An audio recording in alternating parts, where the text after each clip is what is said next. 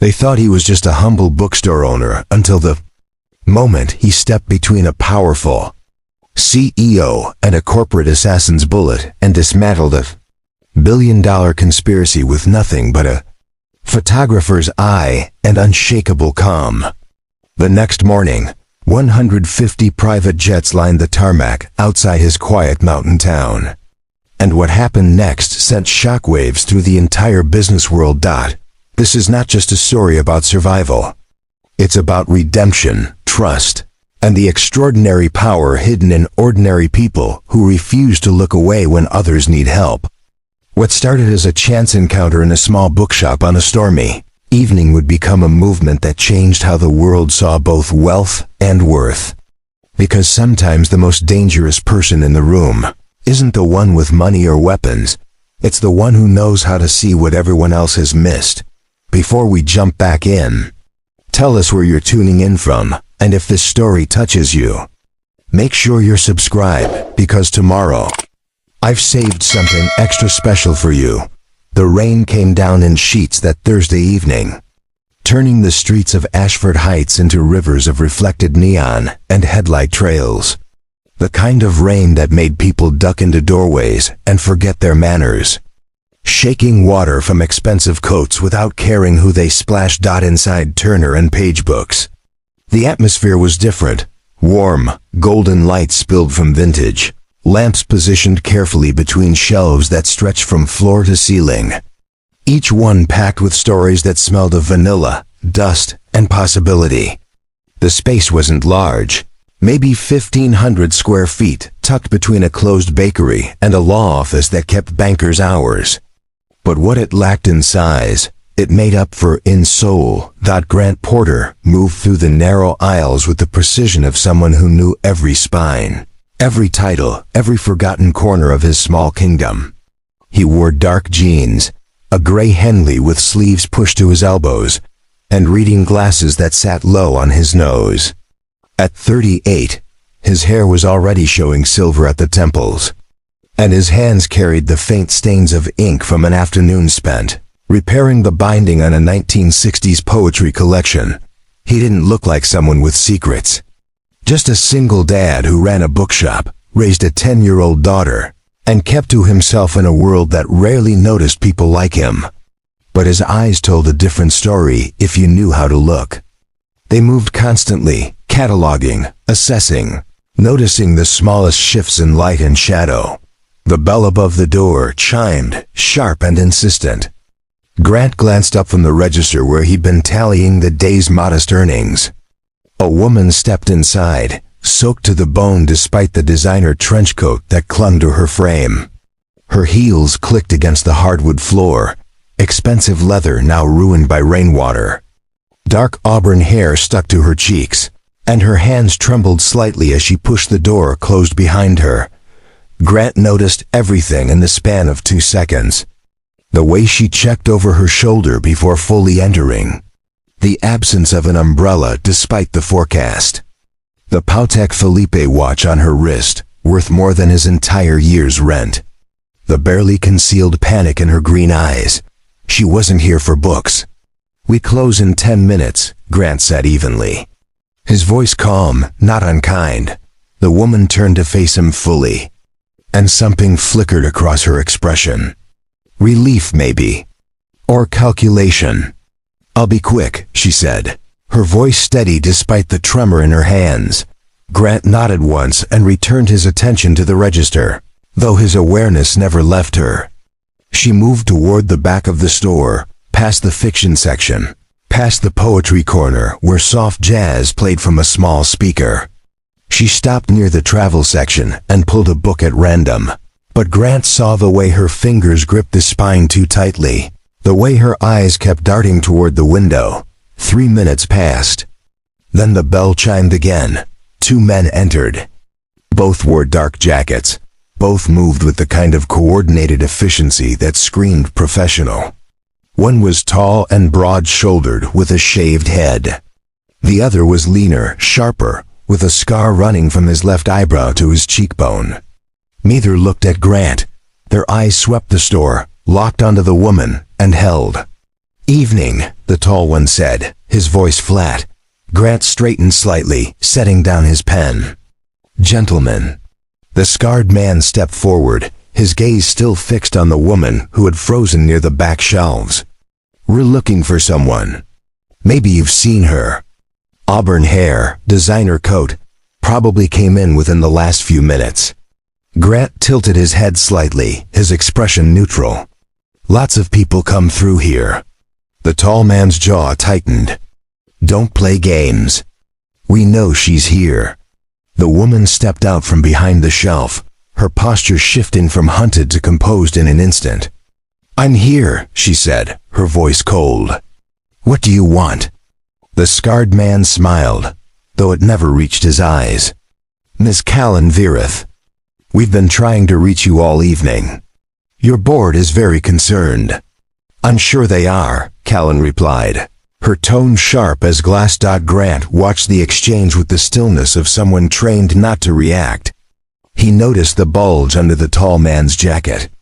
Left side, shoulder holster. The scarred man's right hand hovered near his waistband. "Also armed."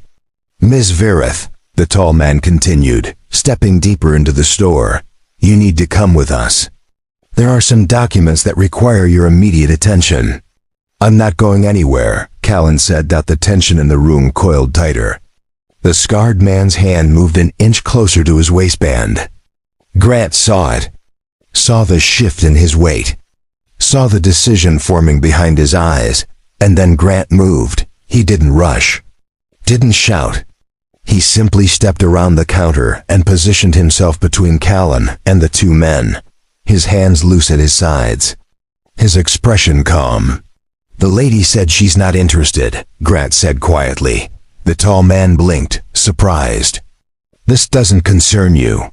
"It does now," Grant replied. "You're in my store." The scarred man laughed, short and ugly. "You really want to get involved in this, old man?" Grant didn't flinch. "I'm 38. And yes, for a moment, no one moved. The rain continued to drum against the windows. The jazz played on, soft and oblivious. Then the scarred man's hand moved toward his waistband. Grant's voice cut through the silence, sharp and precise. "You pull that weapon, and I'll have documented evidence of assault with a deadly weapon in a public space. Notice the cameras." He gestured subtly toward two small lenses positioned near the ceiling, one aimed at the door, one covering the main floor. High resolution. Audio included. Already uploading to a secure cloud server. The scarred man hesitated. Grant continued, his tone unchanged. "You're also standing under a motion-activated sprinkler system that's linked to a very sensitive smoke detector. One spark, one sudden movement that triggers the sensor, and everything in here gets soaked, including whatever paperwork you're pretending this is about." The tall man's eyes narrowed. "You're bluffing, am I?" Grant reached into his pocket slowly, pulled out his phone, and tapped the screen twice. A soft beep echoed from the ceiling. "That's the manual override. Want to test it?" The two men exchanged glances.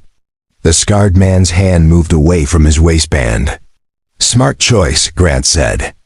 "Now, I'm going to ask you both to leave. Calmly. Quietly. And if I see either of you within 100 feet of this place again, I'll make sure every frame of tonight's footage ends up in the hands of someone who'll actually care." The tall man's face darkened, but he stepped back. "This isn't over." "It is for tonight," Grant replied. The two men turned and walked toward the door. The scarred one paused at the threshold, looked back at Callan, and said, "You're making a mistake." Then they were gone. Swallowed by the rain and the night, the silence that followed felt heavier than the storm outside. Grant walked to the door, locked it, and flipped the sign to closed. Then he turned back to Callan, who stood frozen in the same spot, her chest rising and falling with shallow breaths. "You should sit down," Grant said gently. She blinked, as if waking from a trance, then nodded. He guided her to a worn leather chair near the poetry section and disappeared into the back room. When he returned, he carried 2 mugs of tea, steam curling from their rims. Callan took one, wrapping both hands around it like a lifeline. "You didn't have to do that," she said quietly. Grant sat across from her in an equally battered chair. "I know." She looked at him, really looked at him, as if trying to decode a puzzle. "Who are you?" "Grant Porter," he said simply. "I own this place." "That's not what I mean," Callan said. "Those cameras, the sprinkler system, the way you read them. That's not just a bookstore owner." Grant took a sip of his tea. "I used to be a crime scene photographer. 15 years with the city's forensic division. I learned to notice things. Details most people miss." Callan's eyes widened slightly. "And you left?" "I had a daughter," Grant said, his voice soft. "The job took me to places I couldn't come back from cleanly. So I chose her instead." For a long moment, neither of them spoke. Then Callan set down her mug and exhaled slowly. "My name is Callan Virith. I run Virith Global Solutions. Or I did, until about 6 hours ago when I discovered my entire executive board has been embezzling funds and framing me for it." Grant didn't react with shock or disbelief. He just nodded. "And those two?" He just nodded. "And those two?" Preparing and narrating this story took us a lot of time, so if you are enjoying it, subscribe to our channel, it means a lot to us. Now back to the story. Private security. Allegedly hired to protect me. But I think they're here to make sure I disappear before I can expose what's really happening.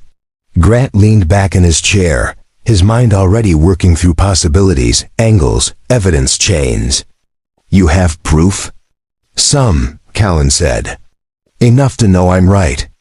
Not enough to prove it in court yet." He studied her for a moment, then stood and walked to the window, peering through the rain-streaked glass. The street was empty. No cars, no shadows. But that didn't mean they were safe. "You can't go back to wherever you came from," Grant said. "I know." He turned back to her. "And you don't have anywhere else to go." Callan's silence was answer enough. Grant exhaled slowly, then made a decision that would change everything. "There's a small apartment above the shop. It's not much, but it's secure. You can stay there tonight." Callan stared at him. "Why are you helping me?" "You don't know me." Grant met her gaze, steady and unwavering. "Because you walked into my store scared and alone, and 2 armed men followed you. That's all I need to know." She searched his face for ulterior motives, hidden agendas, anything that might explain this stranger's kindness. She found nothing but quiet resolve. "Thank you," she whispered. Grant nodded once, then gestured toward the back staircase. "Come on, let's get you somewhere warm and dry. Tomorrow we'll figure out what comes next." As they climbed the narrow stairs, the rain continued to fall, washing the streets clean while inside a small bookshop. 2 strangers began an unlikely alliance that would soon shake the foundations of power itself. The apartment above Turner and Page Books was exactly what Grant had promised. Small, secure, and surprisingly comfortable. A single room with a kitchenette tucked into one corner, a worn sofa that converted into a bed, and shelves crammed with more books than any one person could read in a lifetime. The windows were covered with heavy curtains, and a single lamp cast warm light across the space. Callan stood near the kitchenette, still wrapped in her damp coat, watching as Grant moved through the space with quiet efficiency. He pulled out a clean towel, a spare blanket, and a box of chamomile tea that looked like it had been waiting for exactly this moment. "Bathrooms through there," he said, nodding toward a narrow door. "There's hot water and clean towels. Take your time." She nodded but didn't move immediately. Instead, she studied him, this man who had appeared out of nowhere and inserted himself between her and danger without hesitation. "Can I ask you something?" Grant paused, folding the blanket over the back of the sofa. Sure, those cameras you mentioned. Are they real? A faint smile tugged at the corner of his mouth. The one by the door is. The one over the main floor is a dummy. But they didn't know that. Callan blinked, then laughed, a short, incredulous sound. You bluffed. I assessed, Grant corrected. They were hired muscle, not strategists. People like that respond to confidence and the appearance of consequences. I gave them both. She shook her head slowly. You're not what I expected. What did you expect? I don't know, she admitted. But not this. Not someone who reads people like you read books. Grant shrugged. It's the same skill. Every face tells a story. You just have to know which details matter. Callan wanted to ask more, but exhaustion was settling into her bones like lead. She nodded toward the bathroom. I'll just be a few minutes. When she emerged 20 minutes later, her hair was towel-dried. Her face scrubbed clean of the fear and adrenaline that had carved lines around her eyes. She wore one of Grant's old flannel shirts, sleeves rolled up, and a pair of sweatpants that were several sizes too large. She looked younger somehow. Less like a billionaire CEO, and more like a person who'd been running for too long. Grant had made more tea and was sitting at a small table near the window, a notebook open in front of him. He glanced up when she entered, then gestured to the chair across from him. Feeling better? A little, Callan said, sitting down. She wrapped her hands around the fresh mug he slid toward her. Thank you. For all of this. You don't have to keep thanking me. I do, though, she said quietly. Because most people wouldn't have done what you did tonight.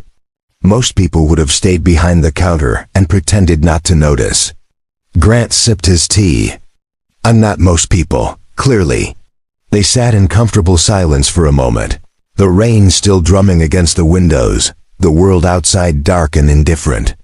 Then Grant tapped his notebook with one finger. Tell me what happened. From the beginning. Callan exhaled slowly, gathering her thoughts. Virith Global Solutions is a tech conglomerate. We develop AI-driven logistics software for supply chain management.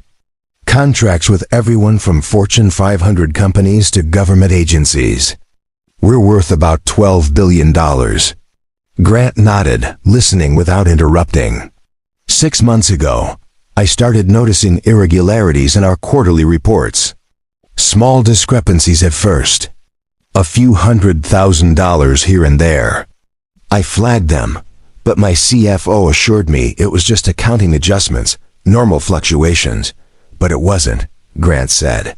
No, Callan replied. It wasn't. I hired an independent auditor 3 months ago.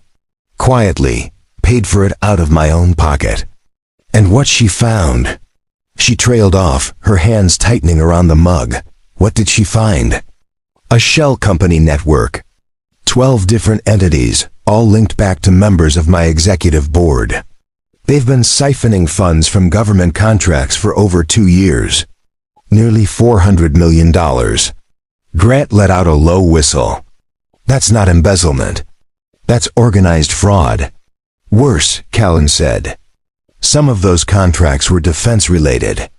If the wrong people find out, it's not just a financial scandal. It's a national security breach. Grant leaned back in his chair, his mind already sorting through implications, connections, and risks. And when you confronted them? I didn't, Callan said. Not directly. I scheduled an emergency board meeting for tomorrow morning. But someone found out. This afternoon, my personal accounts were frozen. My security detail was replaced with those 2 men you met downstairs. And I received a very polite email suggesting I take a leave of absence for my health. They're trying to isolate you, Grant said. They already have. My lawyer won't return my calls. My assistant quit this morning. Even my driver refused to take me anywhere except back to my penthouse. So you ran. Callan nodded. I got out of the car at a red light and just started walking. I didn't have a plan. I just knew I couldn't go back. Grant studied her for a long moment. And the evidence? The audit report? Callan reached into the pocket of her discarded coat and pulled out a small USB drive. She set it on the table between them. Everything's on here. Bank records, email chains, transaction logs. Enough to bury every single one of them. Grant picked up the drive, turning it over in his fingers. This is what they're really after. Yes. He set it back down carefully. Then we need to make copies. Multiple copies.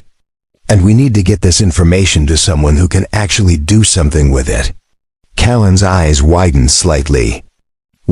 Grant met her gaze. You walked into my store. That makes you my responsibility now. I'm not your responsibility, she said, though her voice lacked conviction. Maybe not, Grant replied. But you're here, and you need help. So we'll figure this out, together. For the first time since she'd fled her office that afternoon, Callan felt something other than fear. It wasn't quite hope, not yet. But it was close. Why are you doing this? She asked quietly. Grant considered the question. Because I spent 15 years photographing crime scenes. I documented violence, corruption, and cruelty in every form you can imagine. And you know what the worst part was? Not the bodies or the blood. It was the realization that most of it could have been prevented if just one person had been willing to stand up and say something. He paused, looking out the rain-streaked window. I can't change what I saw. But I can choose not to be the person who looks away when someone needs help. Callan felt her throat tighten. Your daughter is lucky to have you. Grant smiled faintly. Her name is Sophie. She's 10. Loves mystery novels, hates math homework, and thinks I'm the most embarrassing person on the planet. Where is she tonight? Sleepover at her best friend's house. She'll be back tomorrow afternoon. Callan nodded, then hesitated. Grant, if this goes badly, if they come back, you could lose everything. Your store. Your home. Maybe even custody of Sophie. I know. And you're still willing to help me? Grant stood and walked to the window, pulling the curtain aside just enough to scan the street below. Empty, dark. But he knew that wouldn't last. When Sophie was 6, she asked me what I did before I owned the bookstore. I told her I helped people by making sure the truth didn't get lost. She asked if I still did that. I said yes, just in different ways. He let the curtain fall back into place and turned to face Callan. She's watching me, learning what it means to be a good person from how I live, not what I say. So no, I'm not willing to teach her that we only help people when it's convenient. Callan's eyes glistened, but she blinked the moisture away. Okay, then what's the plan? Okay, then what's the plan? Grant returned to the table and flipped to a clean page in his notebook. First, we make copies of that drive.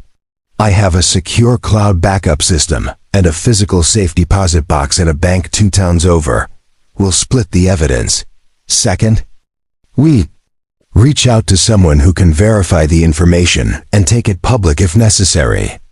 Do you know any journalists you trust? Callan thought for a moment, then nodded slowly. There's one, Ivy Newman, investigative reporter for the National Business Journal. She's tough, fair, and hates corporate fraud. Good, we'll contact her tomorrow. But not from here, and not using any device that can be traced. And third, Grant's expression hardened slightly.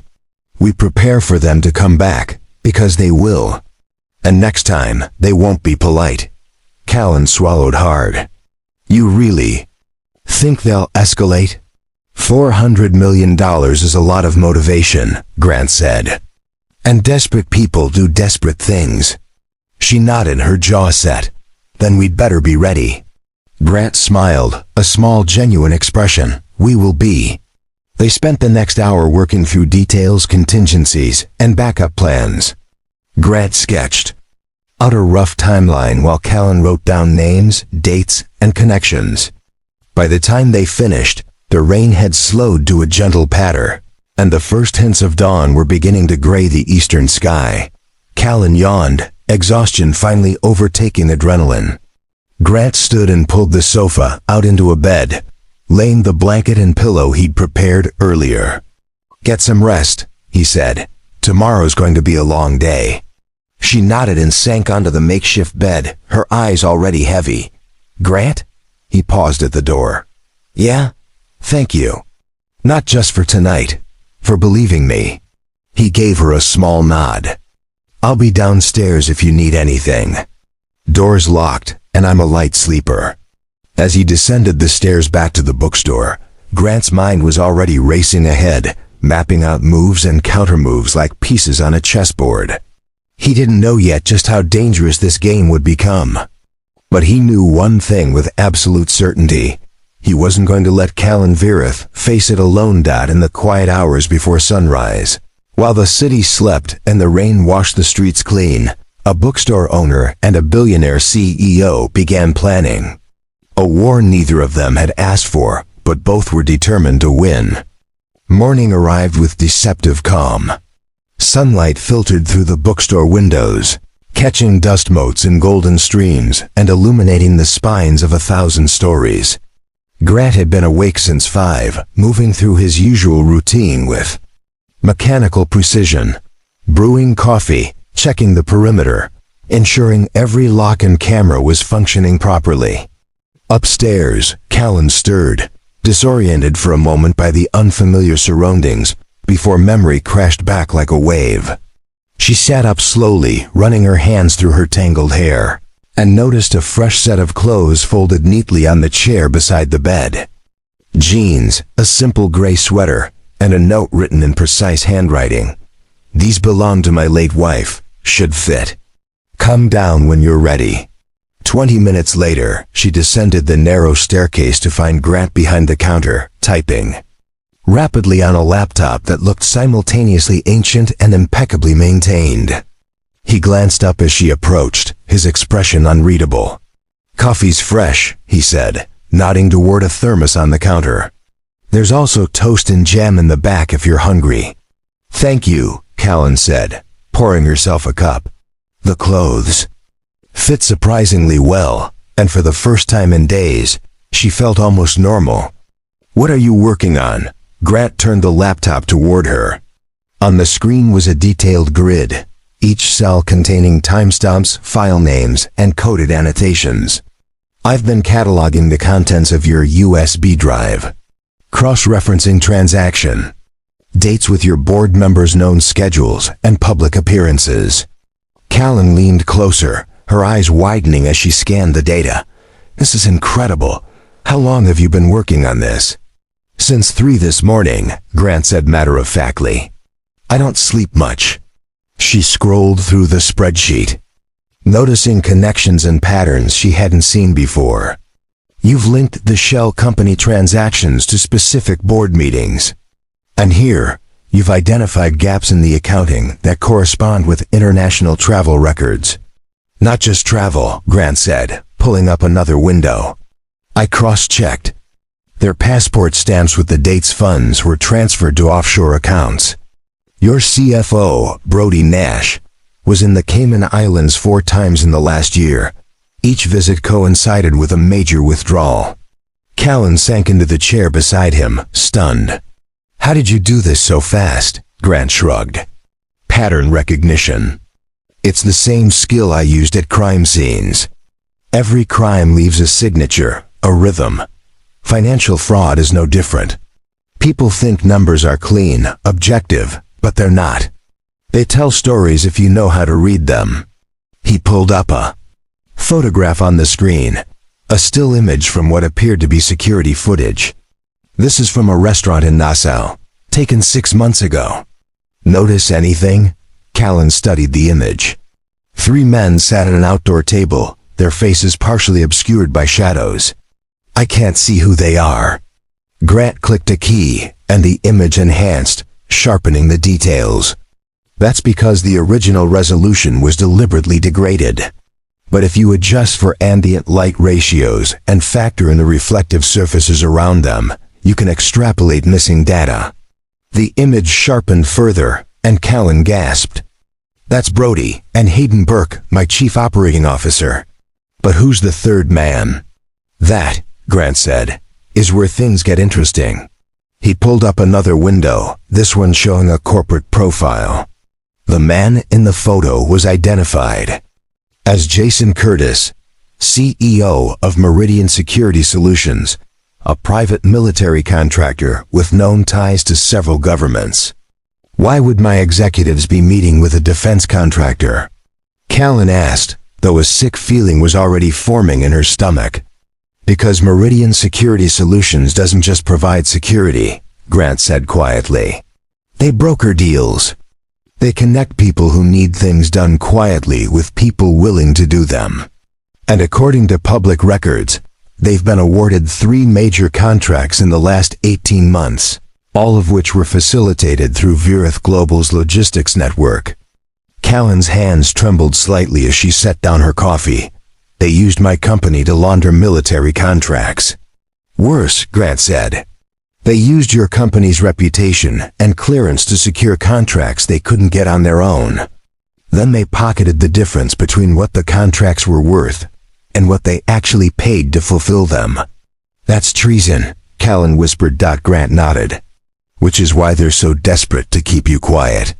For a long moment, neither of them spoke. The weight of what they'd uncovered pressed down like a physical force. Then Callan turned to Grant, her expression shifting from shock to determination. You said you used to photograph crime scenes.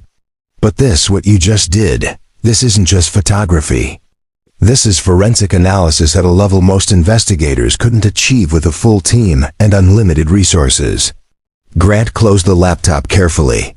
I had a good teacher. Who? He hesitated, then seemed to make a decision. Her name was Dr. Helena Cross. She ran the forensic imaging department at the city's main precinct. Brilliant woman. She taught me that crime scene photography wasn't just about documenting what happened. It was about revealing what people tried to hide. What happened to her? Grant's expression darkened. She was investigating corruption within the department. Found evidence that several high-ranking officers were taking bribes from organized crime. She was going to go public. He paused. Her car went off a bridge 3 days before the press conference. They ruled it an accident. Callan's breath caught. But you don't think it was? I know it wasn't, Grant said quietly.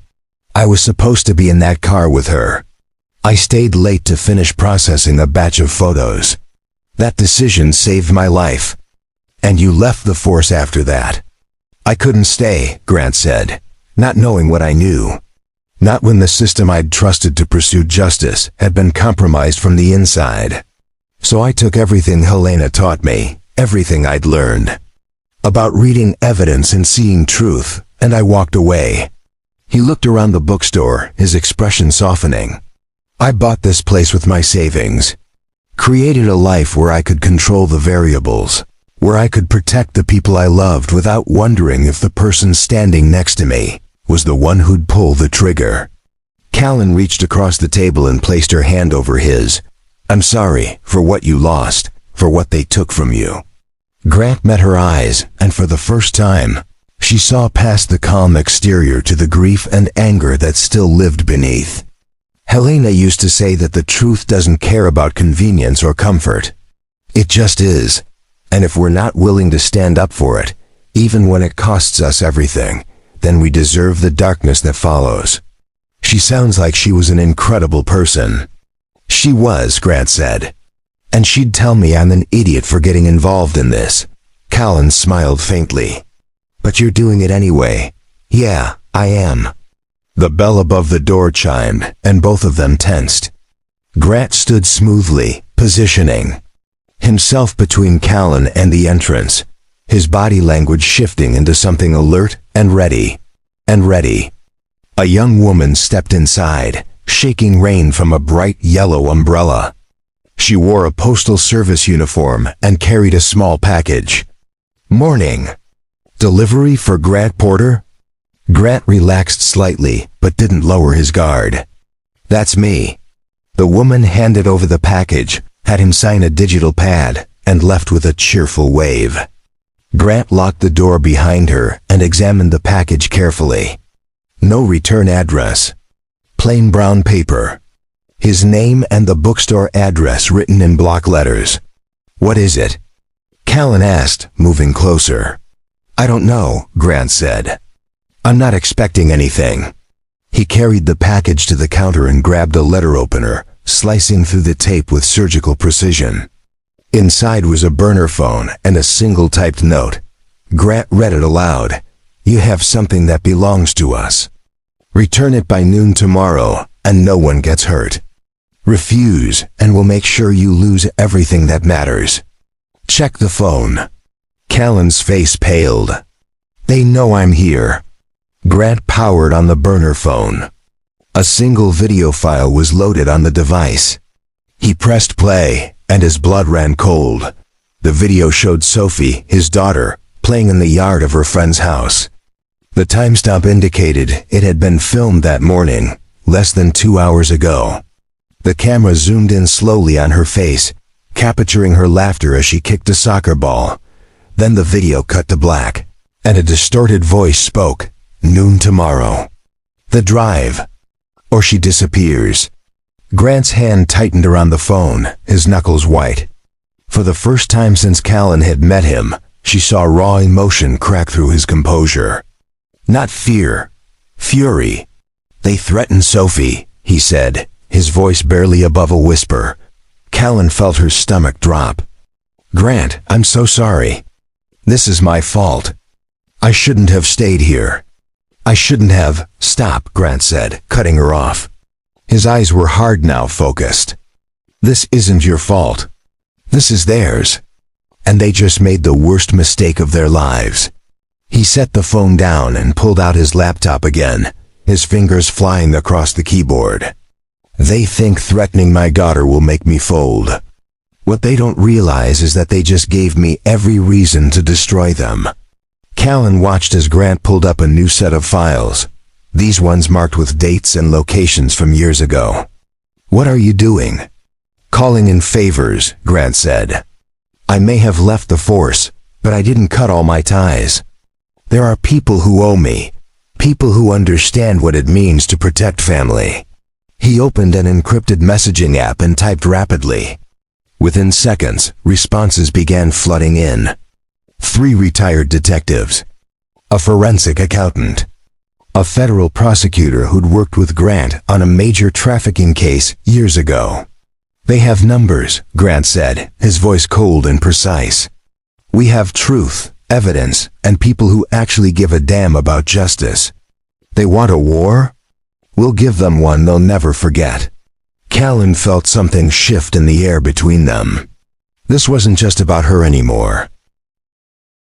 It wasn't even just about the money or the corruption. This was about a father protecting his daughter, and heaven help anyone who stood in his way. "What do you need me to do?" she asked. Grant looked at her, and she saw the full weight of his expertise, his experience, and his determination focused like a laser. "We're going to set a trap. And when they walk into it, we're going to make sure the whole world is watching." Outside, the rain had stopped, and the sun broke through the clouds, casting sharp shadows across the street. Inside Turner and Page Books, 2 people who'd met by chance just hours ago began preparing for a confrontation that would change everything. And somewhere across the city, men who thought they held all the power had no idea they'd just awakened something far more dangerous than they could imagine. A father with nothing left to lose and every skill needed to win. The afternoon sun slanted through the bookstore windows, casting long rectangles of light across the worn floorboards. Grant had converted the back storage room into a makeshift operations center, pushing aside boxes of inventory to make space for his laptop, Callan's files, and a whiteboard he'd salvaged from the alley behind the store. Callan stood at the whiteboard, marker in hand, mapping out the connections between her board members, while Grant cross-referenced dates on his computer. They'd been working in focused silence for nearly 2 hours. The only sounds the scratch of marker on board and the soft clicking of keys. Hayden Burke, Callan said. Circling a name. Has been with Virith for 8 years. Started as director of operations, promoted to coup 3 years ago. He's methodical, cautious, never takes risks. Except he did, Grant said, pulling up a bank statement. 6 transfers to a Cayman Islands account over 18 months. Each one exactly 48 hours after a major contract was finalized. Callan shook her head, still struggling to reconcile the man she'd trusted with the criminal the evidence revealed. I promoted him. I stood at his wedding. I thought I knew him. Grant looked up from the screen, his expression gentle. The best lies are the ones that look like truth. He counted on your trust. That's what made him effective. She set down the marker and sank into a folding chair, suddenly exhausted. How do you do it? How do you look at evidence like this every day and not lose faith in people? Grant leaned back, considering the question. I don't look at people through evidence. I look at evidence to find people. There's a difference. I don't understand. He stood and walked to the small window that overlooked the alley. When I worked crime scenes, I saw the worst of humanity. Violence, greed, cruelty in forms most people can't imagine. It would have been easy to decide that everyone was capable of that darkness, that trust was just naivety waiting to be exploited. But you didn't. No, Grant said quietly. Because for every crime scene I photographed, I also documented the people who called it in. The neighbors who heard something wrong and chose to act. The witnesses who came forward despite the risk. The families who demanded justice even when the system failed them. He turned back to face her. Darkness exists. But so does light.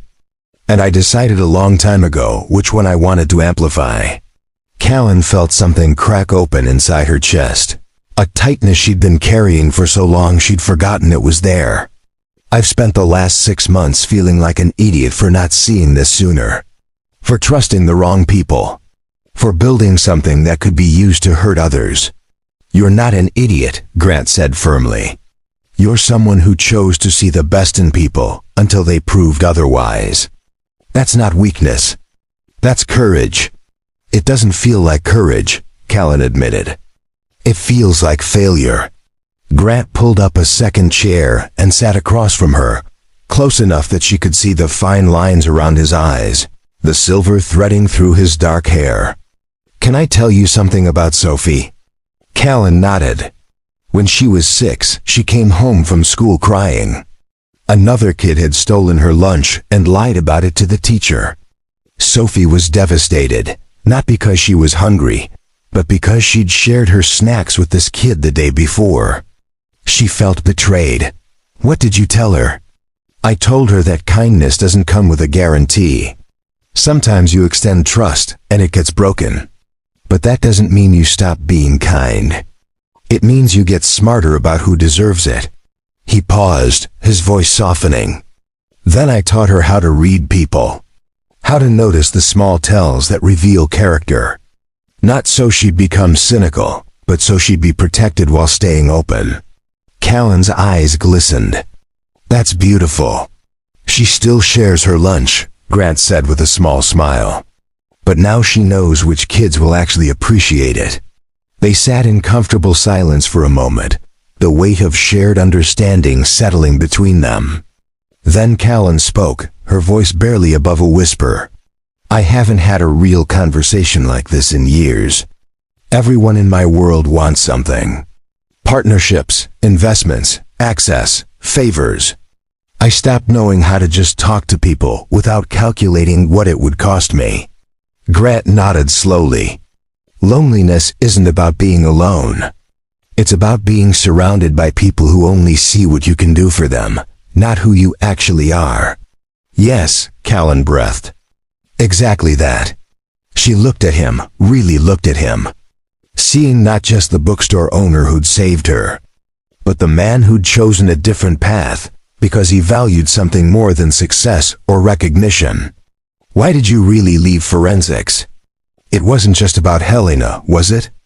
Grant was quiet for a long moment.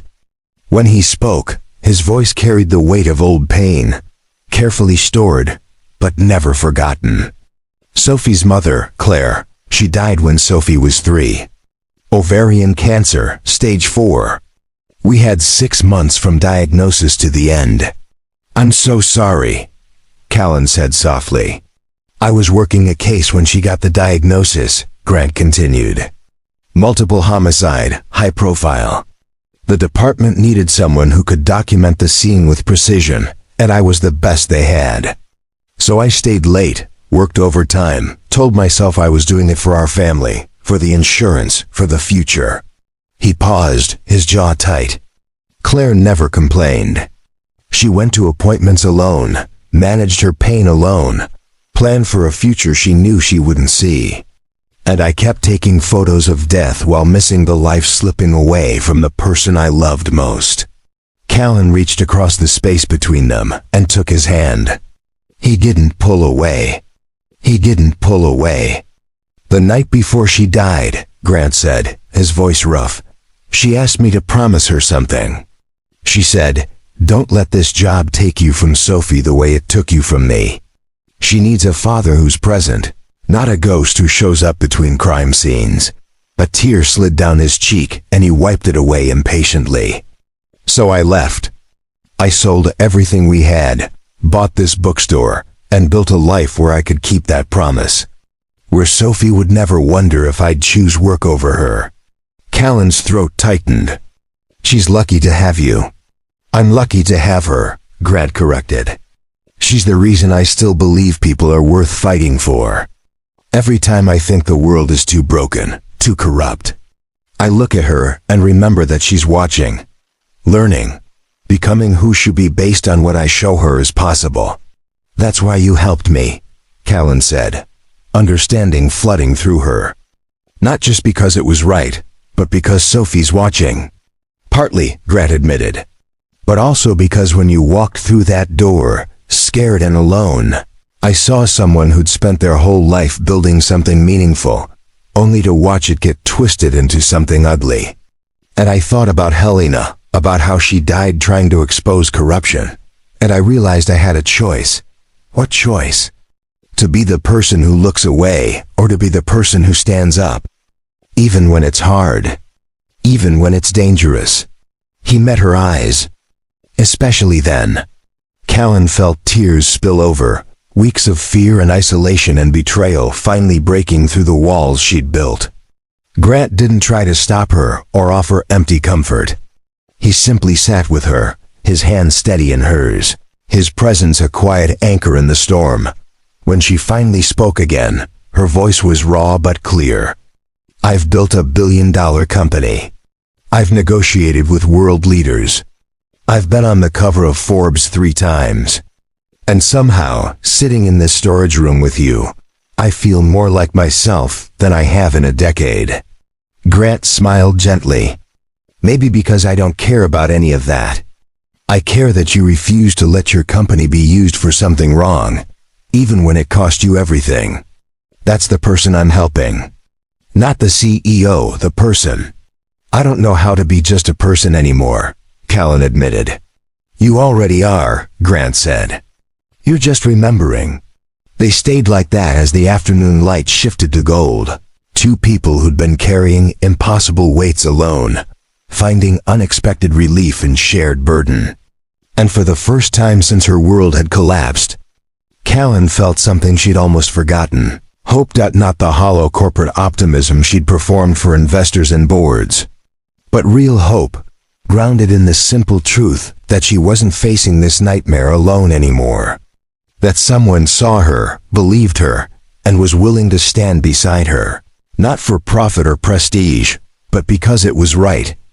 Outside, the city moved on, oblivious. Inside Turner and Page Books, 2 strangers were becoming something else entirely. Not quite friends yet, but something deeper. Allies. Partners. 2 people who'd been broken by the world's cruelty, learning to trust again.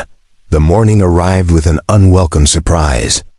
Grant found it when he opened the bookstore at 6. A plain manila envelope wedged into the mail slot, no postage, no return address. Just his name typed in stark black letters. Inside were photographs. Dozens of them. Sophie at school, walking through the playground. Sophie at her friend's house, visible through a window. Sophie at the grocery store with Grant, just 3 days ago. Captured from across the parking lot with a telephoto lens. And beneath the photos, a single typed message, "You have until noon. The drive or we escalate." Grant's hands didn't shake as he spread the photographs across the counter.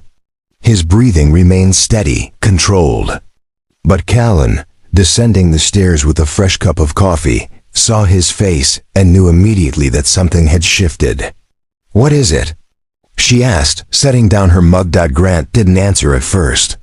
He simply turned the photographs so she could see them. Callan's face went pale. "They're watching her," she whispered.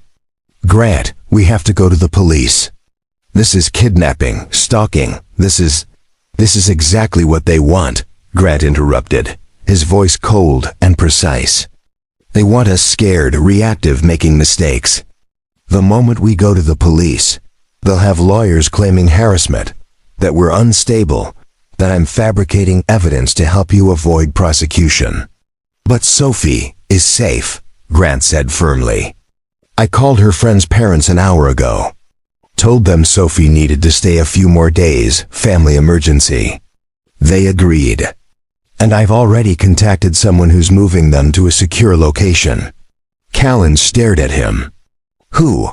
"A former colleague. Someone I trust with my life, which means I trust them with hers." Before Callan could respond, Grant's phone buzzed. He glanced at the screen, and his expression hardened further. "They're getting bold." He turned the phone toward her. A text message from an unknown number. "Check your email. Time to negotiate." Grant opened his laptop and pulled up his email. The message was brief, professional, and chilling in its casual tone. "Mr. Porter, we appreciate your concern for your daughter's well-being. We have no intention of harming anyone. We simply want what belongs to us. Ms. Virith has in her possession proprietary information that was obtained illegally. Return it, and everyone goes home safely. Refuse, and will be forced to take more direct action. You have until noon to decide." Attached, please find a preview of what direct action looks like. The attachment was a video file. Grant hesitated, then played it. The footage showed the interior of Turner and Page Books, filmed from across the street sometime in the middle of the night. The camera angle captured the front entrance, the windows, even the narrow alley that led to the back door. Then the video cut to a different angle, this one inside Grant's apartment above the store, showing the empty living space from a hidden camera he hadn't detected. The message was clear: "We've been inside. We can reach you whenever we want." Callan felt her knees weaken. "They've been in here. In your home." Grant closed the laptop with controlled precision. "Not anymore, they haven't." He walked to a locked drawer behind the counter, pulled out a small electronic device, and began moving through the store systematically. Every few feet, the device beeped softly. Grant located 3 listening devices, one in the main room, one near the back storage area, one in the stairwell. He collected them without comment and dropped them into a metal box, sealing it shut. "How long have those been there?" Callan asked, her voice shaking. "Based on the dust patterns, 2 days. Maybe 3. They've been listening to everything we've said since you arrived." Callan sank into a chair, the weight of violation pressing down on her. "Then they know everything. Our plans, the evidence, the people you've contacted, everything. They know what we said," Grant corrected. "They don't know what we didn't say." He pulled out a notepad and wrote quickly, "From now on, critical information only on paper. No phones, no computers unless air-gapped. Assume everything electronic is compromised." Callan nodded, taking the pen from him. She wrote, "What about the people you contacted? Are they compromised too?"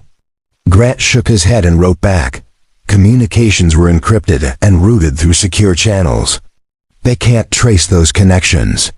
They spent the next 20 minutes communicating only through written notes, mapping out a strategy while speaking aloud about mundane bookstore business for the benefit of anyone still monitoring them remotely. Then Grant's phone rang. Unknown number. He put it on speaker. Mr. Porter, a smooth male voice said, "I hope you've had time to consider our proposal." "Who is this?" Grant asked evenly. "My name is Cameron Steele.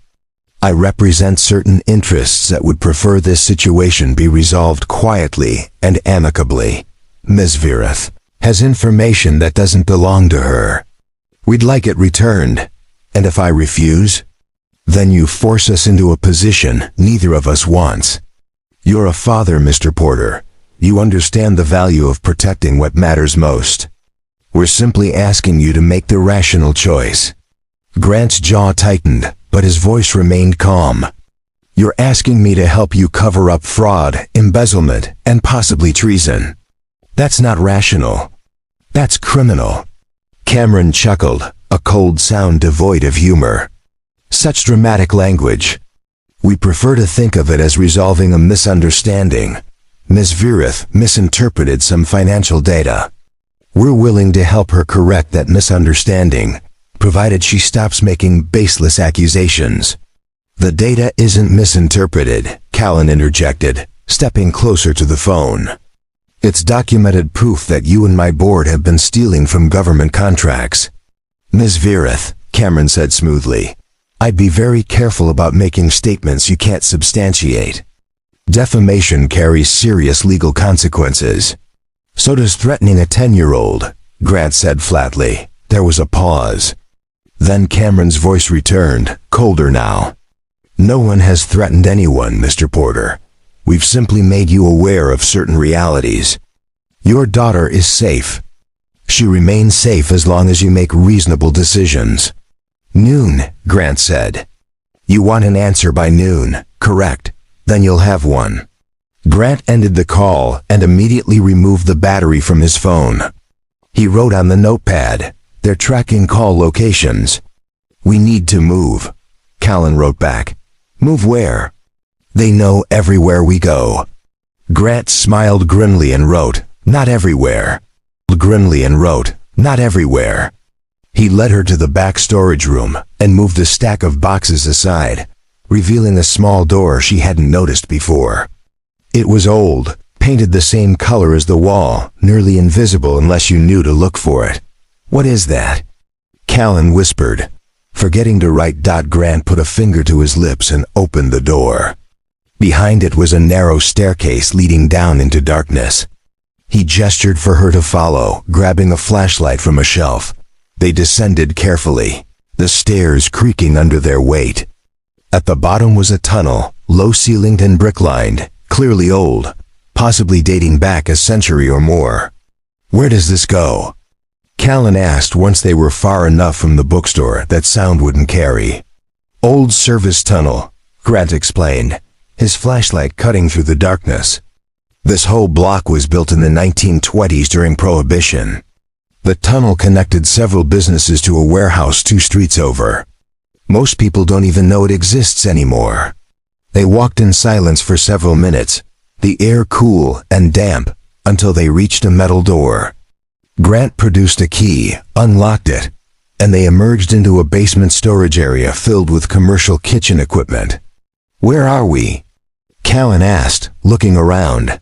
"Back entrance to the Copper Kettle, a restaurant that's been closed for renovations for 6 months. The owner's an old friend. Owes me a favor." Grant led her upstairs to the empty restaurant to a small office. He unlocked a filing cabinet and pulled out a laptop that looked brand new, still in its packaging. "Air-gapped," he explained.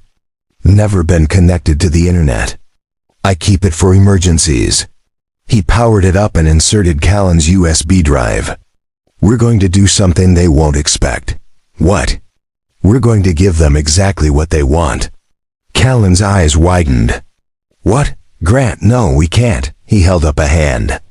"Not the real drive. A modified version. One that looks identical but contains tracking malware embedded in the files. The moment they open it on any network device, it'll ping their location and copy every piece of data on their system. Understanding dawned on Callan's face. We're setting a trap. Exactly. They think we're scared, desperate, ready to fold. We'll let them keep thinking that. And when they take the bait, we'll have everything we need to expose not just your board, but everyone they're connected to. Callan watched as Grant's fingers flew across the keyboard, his expression focused and intense. This was the man behind the mild-mannered bookstore owner, the forensic expert who'd spent years learning how to catch people who thought they were untouchable. How long will this take? She asked. 2 hours to build the modified drive properly. Another hour to set up the monitoring system. He glanced at his watch, which gives us 30 minutes to spare before their deadline. Callan pulled up a chair beside him. Then let's get to work. As they worked in focused silence, building a trap for the people who'd threatened everything they cared about. Neither of them noticed the small security camera hidden in the corner of the office, its red light blinking steadily in the darkness. Someone was still watching, and the game was far from over. The meeting location was a public park, deliberately chosen for its exposure. Grant had insisted on neutral ground with witnesses, cameras, and multiple exit routes. The fountain at Riverside Park fit the criteria perfectly: open, populated, and under constant surveillance. Grant arrived at 11:45, 15 minutes early, carrying a leather messenger bag. He wore dark jeans, a button-down shirt, and a light jacket that concealed a digital recorder clipped to his belt. His eyes swept the park methodically, cataloging exits, identifying potential threats. Noting the placement of security cameras mounted on nearby light poles, Callan waited 2 blocks away in the closed restaurant, monitoring a laptop that showed Grant's location via a GPS tracker sewn into his jacket lining. Beside her sat Maxwell Hart, the federal prosecutor Grant had contacted, watching the same screen with professional intensity. "He knows what he's doing," Maxwell said quietly, noticing Callan's white-knuckled grip on the table edge. "Grant's one of the smartest people I've ever worked with. If anyone can pull this off, it's him." "That doesn't make it less terrifying," Callan replied. At precisely noon, 3 black sedans pulled up to the park entrance. 6 men emerged, all wearing dark suits, moving with the coordinated precision of trained security personnel. Cameron Steele was among them, distinguished by his salt and pepper hair and the confident way he surveyed the park. Before approaching, Grant remained seated on a bench near the fountain, the messenger bag resting beside him.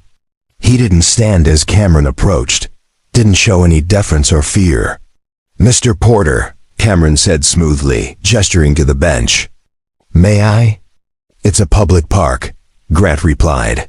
Cameron sat, maintaining a careful distance. "I appreciate you being reasonable about this situation. It speaks to your intelligence and your priorities." "My priority is my daughter," Grant said flatly. "You made that clear enough. And she's perfectly safe, I assure you. This doesn't need to be complicated. You give us the drive, we verify its contents, and everyone goes home happy." Grant reached into the messenger bag slowly, watching Cameron's security team tense at the movement. He withdrew a small USB drive and held it up. "Everything Callan copied is on here. Financial records, email chains, transaction logs, all of it." Cameron reached for it, but Grant pulled it back slightly. "I want assurances. Written guarantees that neither Callan nor my daughter will be contacted, followed, or threatened again." "Of course," Cameron said, producing a folded document from his jacket. "Standard non-disclosure agreement. Sign this, hand over the drive, and we're done." Grant took the document and read it carefully, his forensic training allowing him to spot the problematic clauses immediately. The NDA wasn't just about silence. It included provisions that would make him legally liable for any future misstatements about Virith Global or its executives, effectively muzzling him permanently under threat of financial ruin. "This isn't what we discussed," Grant said. Cameron's smile didn't reach his eyes. "It's standard legal protection. Surely you understand we need safeguards against future complications." "What I understand," Grant said, setting the document down, "is that this agreement makes me complicit in covering up federal crimes. I won't sign it." The atmosphere shifted. Cameron's pleasant facade cracked slightly. "Mr. Porter, I don't think you appreciate the position you're in. You have something we need. We've been patient, but that patience has limits." "So does my tolerance for threats," Grant replied. He raised his voice slightly, projecting toward the security cameras. "You're asking me to sign a document that prevents me from reporting embezzlement, fraud, and corruption. That's obstruction of justice." Cameron's jaw tightened. He gestured subtly, and two of his security team moved closer, flanking the bench. "You're being unnecessarily difficult. Sign the agreement and hand over the drive, or we'll be forced to take more direct action." "Direct action," Grant repeated. "You mean like the listening devices you planted in my store? Or the cameras you hid in my home? Or the men who've been photographing my daughter?" Cameron leaned forward, his voice dropping to a dangerous whisper. "You think you're clever, recording this conversation, creating a public spectacle. It won't matter. We have resources you can't imagine. Lawyers who will bury you in litigation. Connections that reach into every level of law enforcement. You're one man running a failing bookstore. You can't win this fight." Grant met his eyes steadily. "You're right about one thing. I'm one man. But I'm not alone." He raised his hand in a subtle signal. Across the park, Maxwell Hart emerged from behind a maintenance building, flanked by two FBI agents. They approached with purposeful strides, badges already visible. Cameron's expression shifted from confidence to calculation an instant. "What is this?"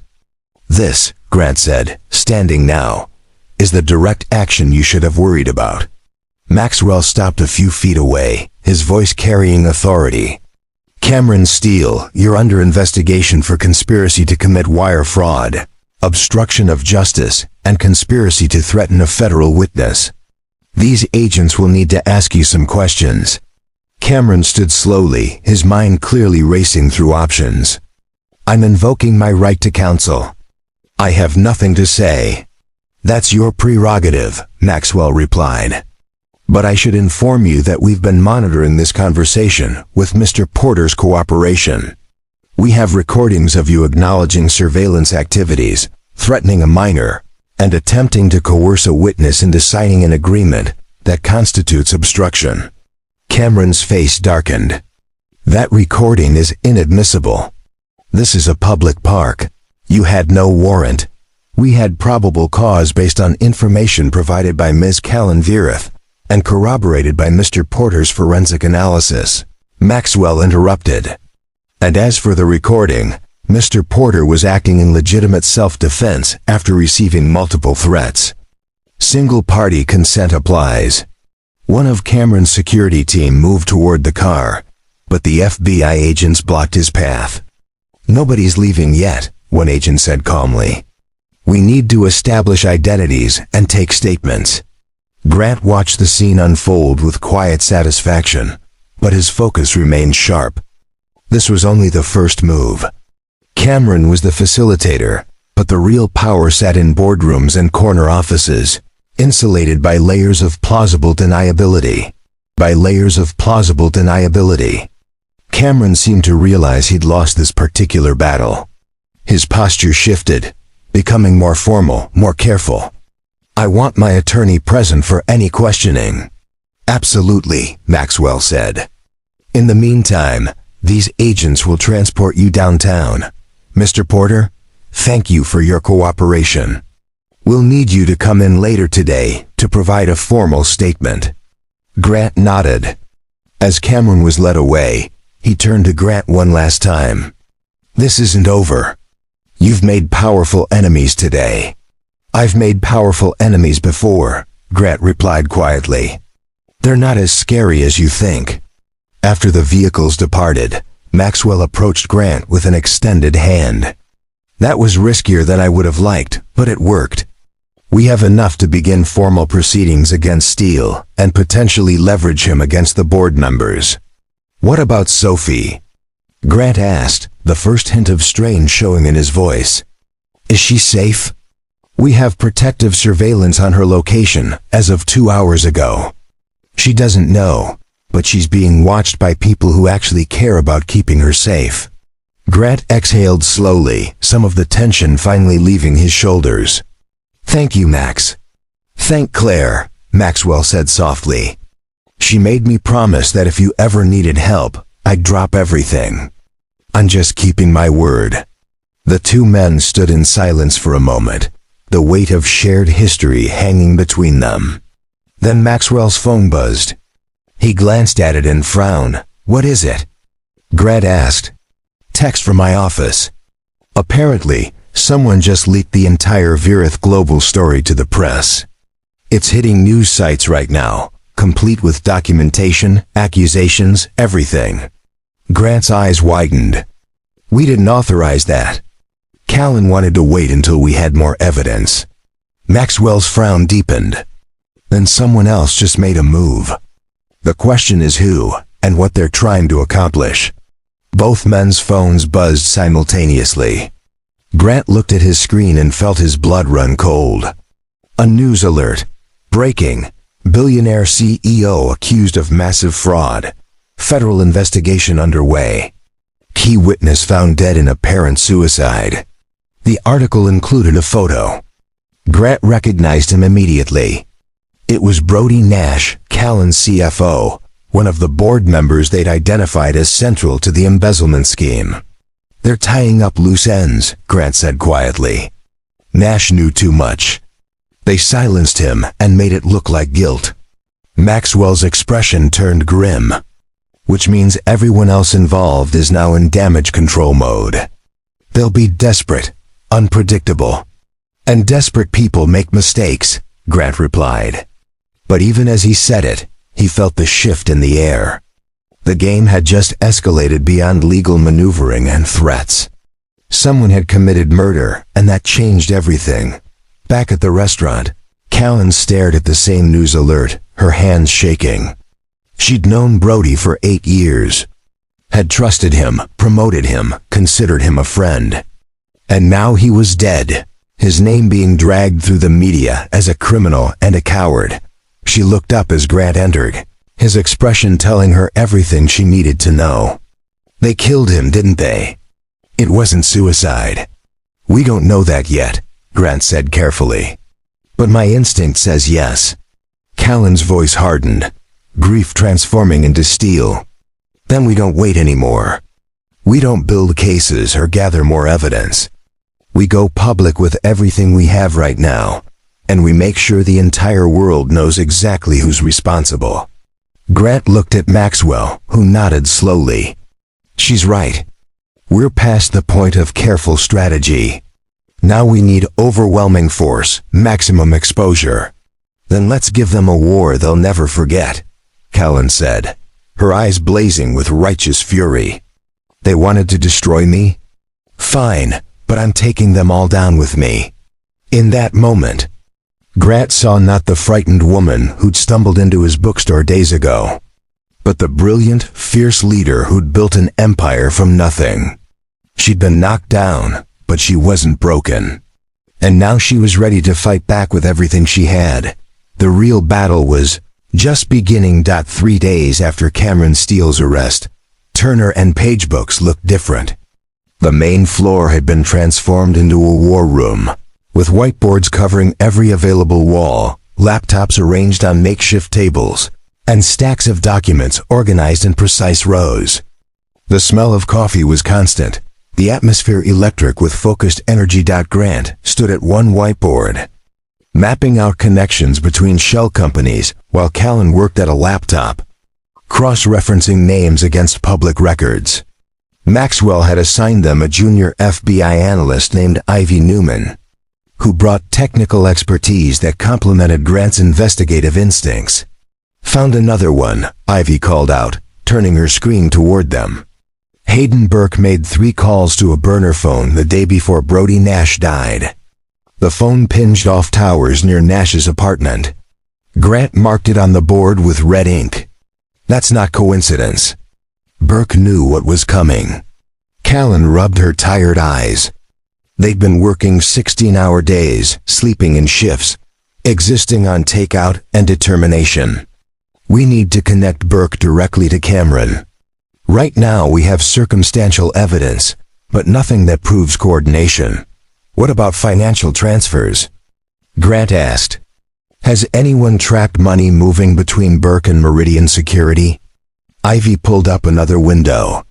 Not directly, but there's a consulting firm called Apex Advisory that received payments from both Burke's personal account and Meridian. Could be a cutout. Grant walked to the laptop and studied the data. His forensic training kicked in, seeing patterns others might miss. Look at the dates. Every payment to Apex happens exactly 10 days after a major Virith contract is finalized. That's not random billing, that's systematic payoff timing.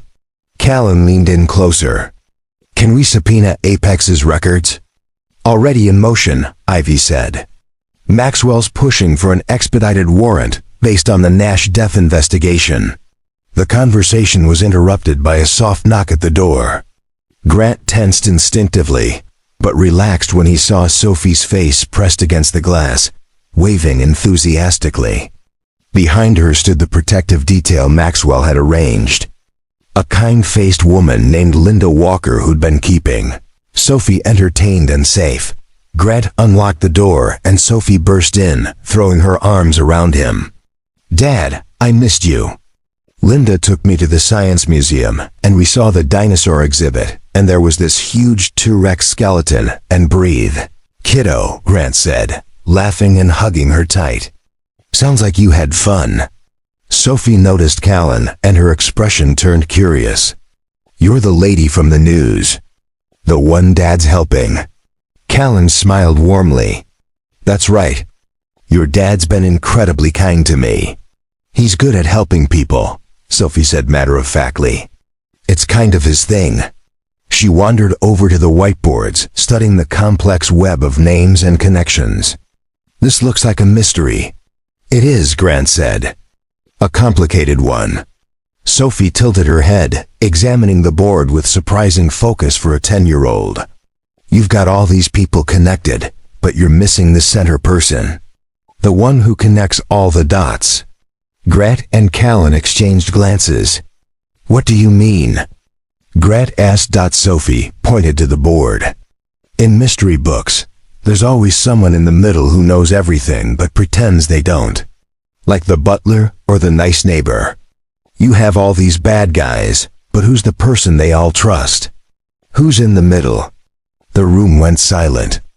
Grant stared at the board with fresh eyes, and suddenly the pattern shifted. She's right.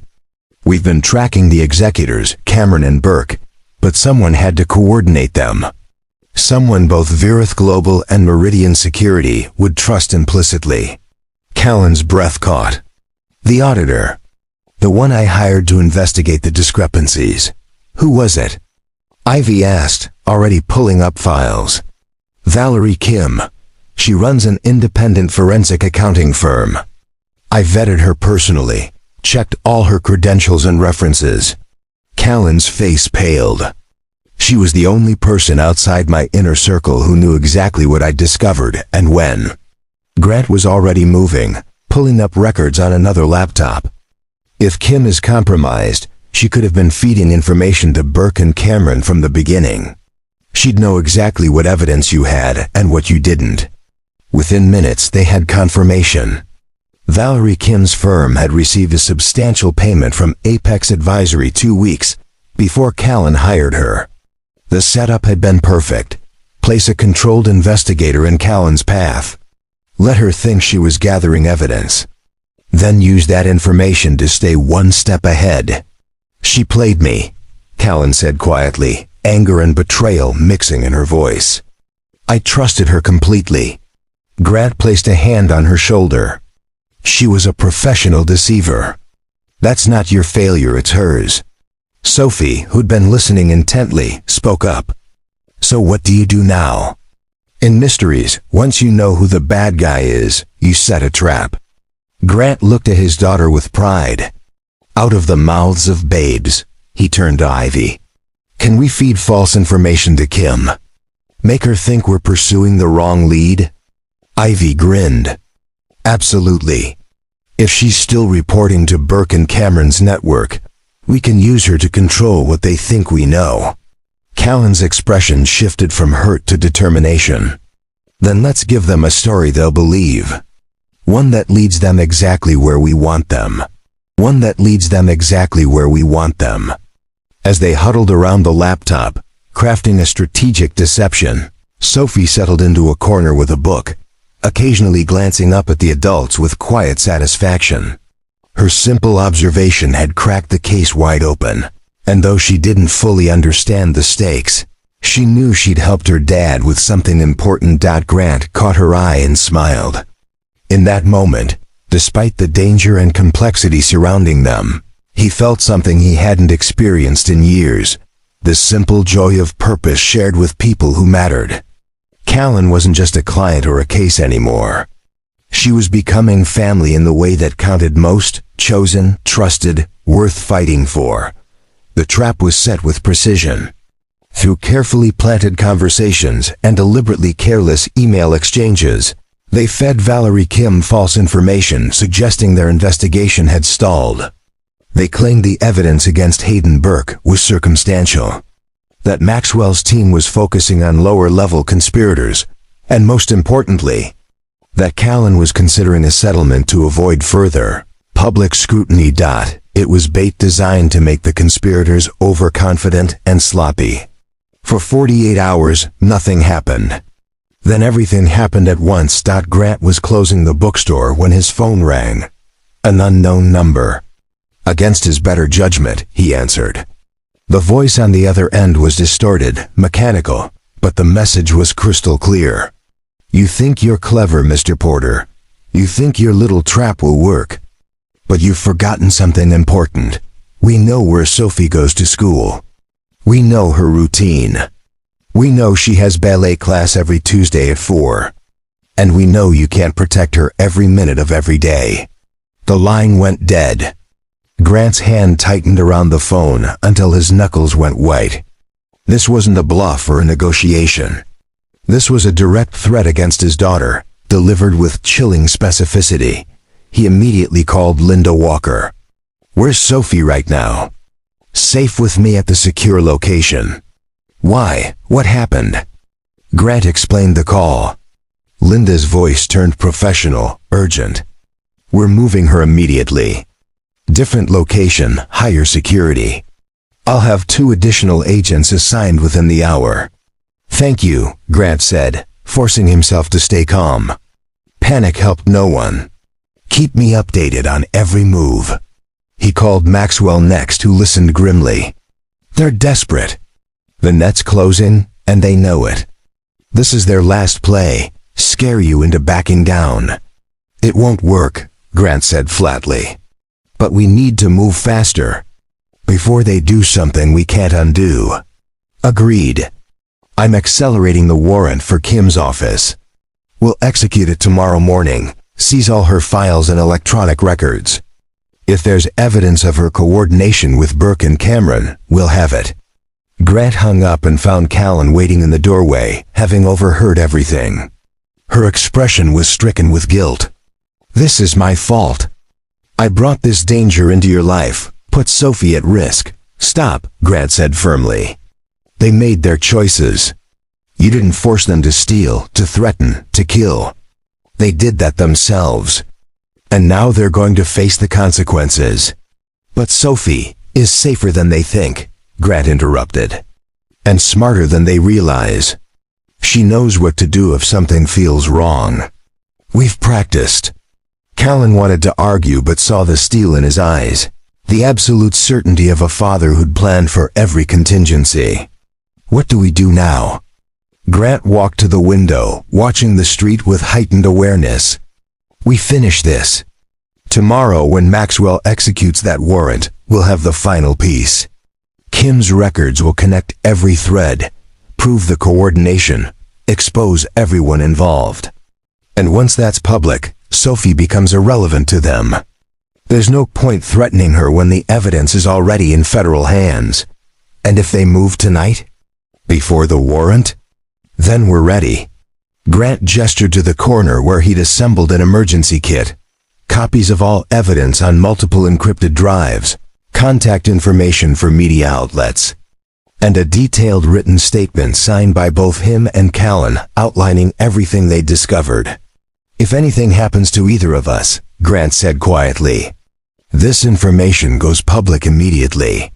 Maxwell has instructions, and so do 3 journalists I trust.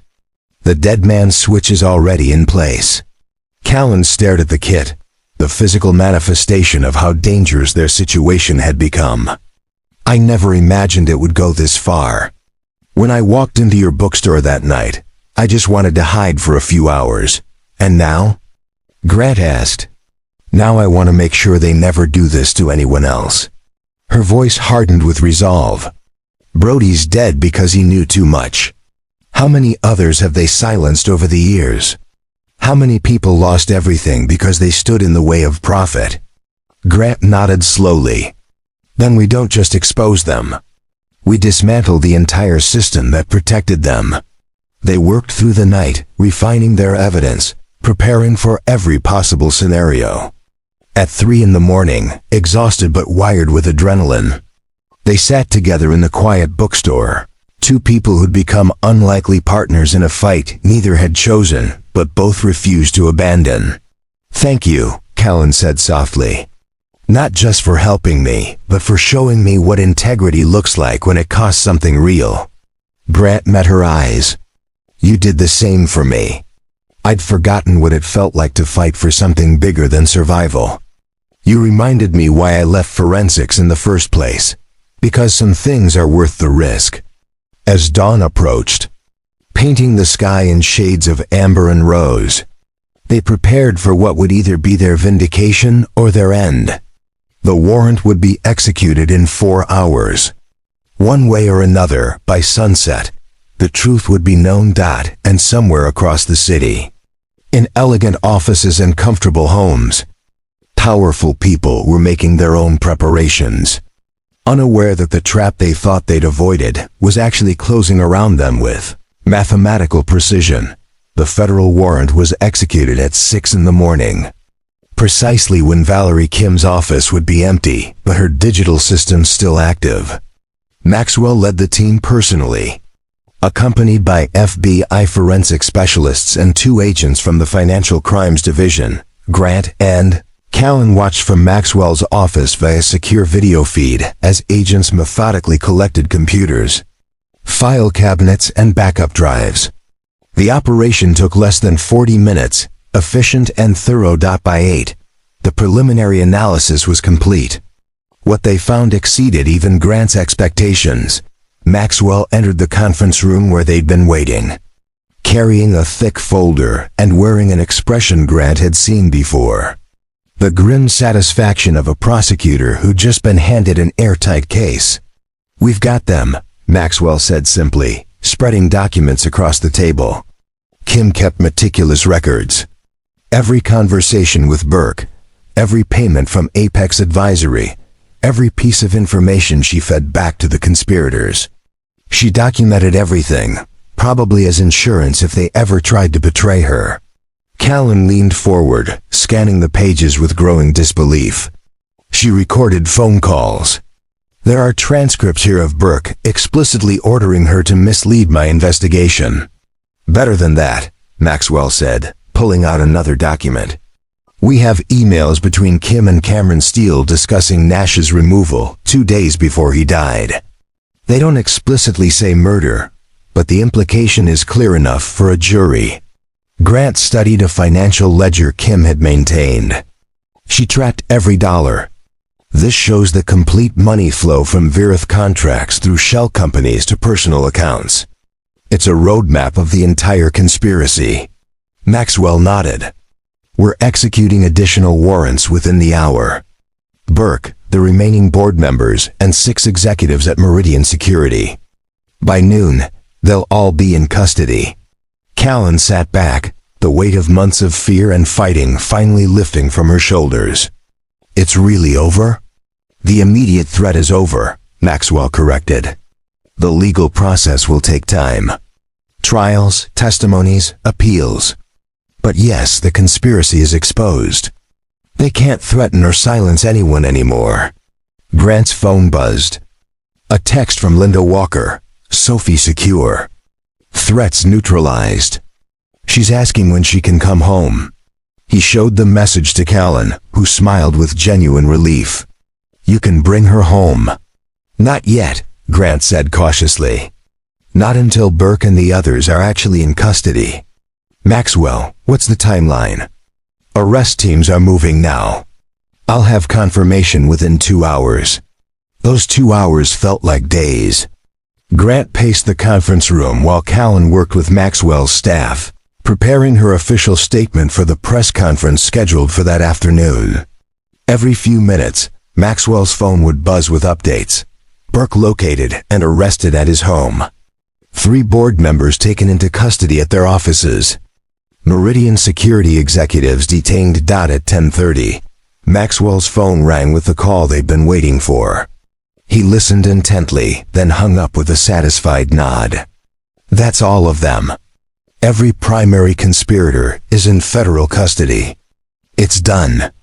Grant immediately called Linda Walker. Bring Sophie home.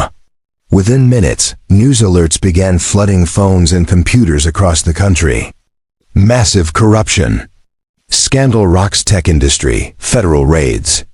Target Virith global executives. Billionaire CEO vindicated, evidence reveals. Elaborate frame-up. Federal prosecutor announces charges in multi-million-dollar embezzlement scheme. Callan watched the headlines scroll past with surreal detachment. Just days ago, she'd been the villain in these stories. Now the truth was reshaping the narrative in real time. There's going to be a press conference at 2, Maxwell said. Callan, you'll need to be there. The public needs to see you, hear your side directly. Are you ready? She looked at Grant, who nodded encouragingly. I'm ready. The press conference was held at the federal courthouse, a symbolic choice that emphasized the legal victory. Callan stood at a podium flanked by Maxwell and 2 FBI officials facing dozens of cameras and reporters. Grant watched from the side, deliberately staying out of frame. His role in the investigation still largely unknown to the public. Callan spoke with clarity and controlled emotion. She outlined the conspiracy, acknowledged the brave whistleblowers who'd helped expose it, and thanked law enforcement for their diligence. She didn't mention Grant by name, protecting his privacy as they'd agreed. But when a reporter asked how she'd survived when everything seemed lost, Callan's answer was simple and true. I found help in an unexpected place. From someone who believed in justice more than convenience. That's all any of us can do. Find the courage to stand up and the wisdom to accept help when it's offered. As the press conference concluded and reporters scattered to file their stories, Grant slipped out a side entrance.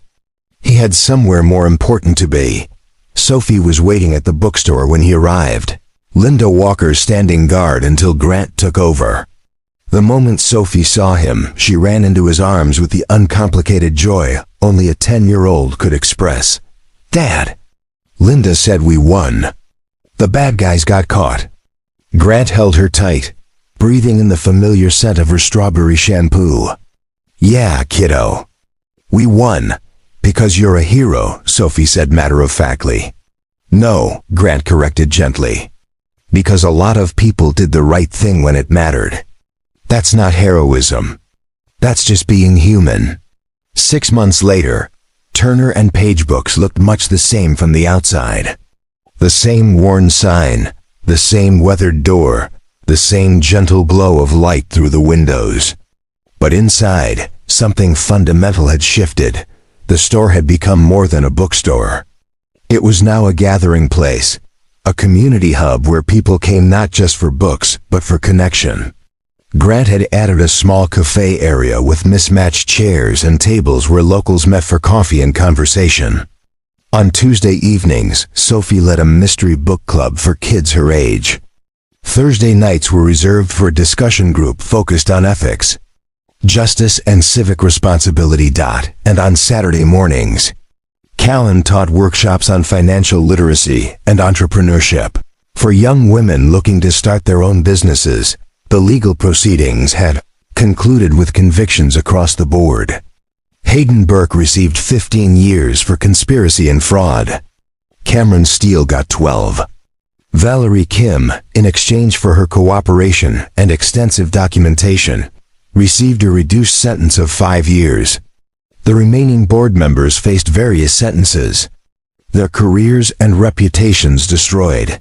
Virith Global had been restructured under new leadership, with Callan returning as CEO, but with a fundamentally different corporate philosophy. She'd implemented radical transparency measures, independent oversight boards, and whistleblower protections that became industry standards, but her heart wasn't in running a corporation anymore. She'd discovered something more meaningful during those desperate days in Grant's bookstore, the simple power of helping people directly, without layers of bureaucracy or corporate strategy. So she'd made a decision that shocked the business world.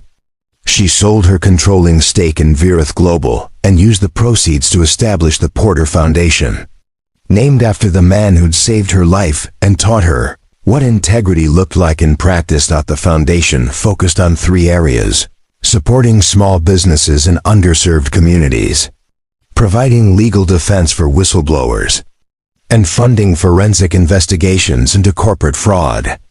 Grant served as an advisor but refused any formal title or salary. On this particular Saturday morning, as autumn leaves drifted past the bookstore windows, Grant stood behind the counter watching Callan teach a class of 15 young women about reading financial statements and identifying red flags. Sophie sat in the front row, taking notes with the seriousness of someone twice her age. Maxwell stopped by, as he often did, for coffee and conversation. "You two have built something special here," he said, nodding toward the classroom. Grant smiled. "We just created space for people to learn and grow. They're doing the actual building." "Still modest after everything," Maxwell chuckled. "Your testimony was crucial in securing those convictions. You know that, right?"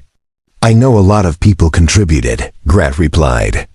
"That's how justice actually works. Not through heroes, but through ordinary people choosing to do the right thing." When Callan's class ended, the students lingered, asking questions, sharing their own business ideas, building connections that would last long after they left. Sophie helped serve cookies Grant had baked that morning, her social skills growing stronger with each gathering. As the crowd thinned, Callan joined Grant at the counter, accepting the cup of tea he'd prepared. "Thank you," she said, as she did every Saturday. "For what?" Grant asked, as he always did. "For reminding me that worth isn't measured in market valuation or quarterly earnings. It's measured in the lives we touch and the integrity we maintain when no one's watching." Grant nodded toward Sophie, who was laughing with 2 girls from her book club. "She's watching. That's enough for me." Callan followed his gaze. "She's lucky to have you." "I'm lucky to have her," Grant corrected. "And lucky that a scared woman walked into my bookstore one rainy night and reminded me why I chose this life in the first place." As evening approached and the bookstore slowly emptied, Grant locked the door and flipped the sign to closed. Callan helped him straighten chairs and wipe down tables, their movements synchronized from months of shared routine. "Do you ever regret it?" Callan asked suddenly. "Leaving forensics, choosing the quiet life, giving up the recognition you deserved?" Grant considered the question. "Every path has costs. I gave up recognition, advancement, the validation that comes from solving high-profile cases. But I gained something more valuable, the ability to be present for Sophie, to build a life based on my values instead of someone else's priorities, and to help people without the constraints of bureaucracy or politics. He gestured around the bookstore. This place isn't impressive by conventional standards. It doesn't generate wealth or prestige, but it's real. The people who come here are seen, heard, valued. That's worth more than any title or salary.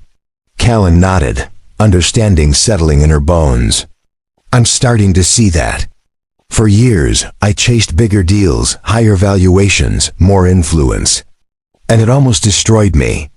Now I'm helping 15 women understand financial statements. And somehow that feels more meaningful than closing billion-dollar contracts. Because it is, Grant said simply. Scale doesn't equal impact. Sometimes the most important work happens in small rooms with small groups of people who leave changed. As they finished cleaning and prepared to close up, Sophie emerged from the back room with her backpack, ready to head upstairs for dinner. She paused, looking at Grant and Callan with the perceptive eyes of someone who understood more than adults gave her credit for. You two are going to keep doing this, right? She asked. The teaching and helping and all of it?